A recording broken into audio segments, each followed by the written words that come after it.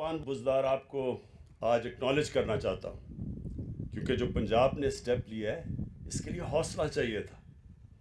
और मैं क्यों उस्मान बुज़दार को आज एक्नॉलेज करना चाहता हूँ, क्योंकि उस्मान बुज़दार पंजाब के सबसे पासमानदा इलाके से, वो इलाका, ये इनको पता है कि लोगों के ऊपर क्या गुजरती है।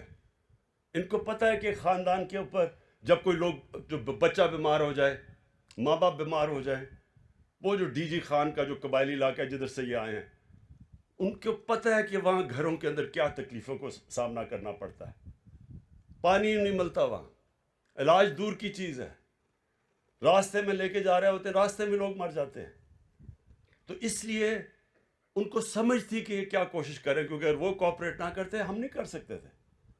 केपी ने तो शुरू में किया, लेकिन पख्तूनख्वा की तो आबादी छोटी सी है।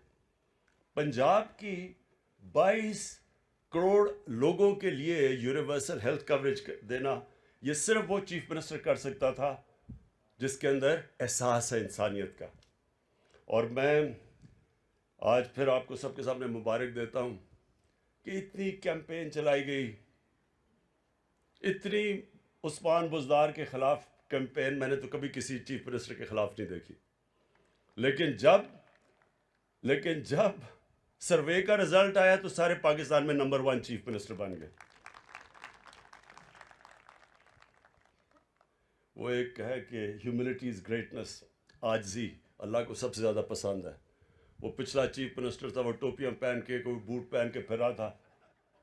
लोगों के हालात देखे, खुद खांसी होती तो दोबारा चेकअप करवाने चला जाता था। सारा ख़ानदान सारा बाहर बैठा होता था, कभी एक जा रहा है बाहर इलाज करने, कभी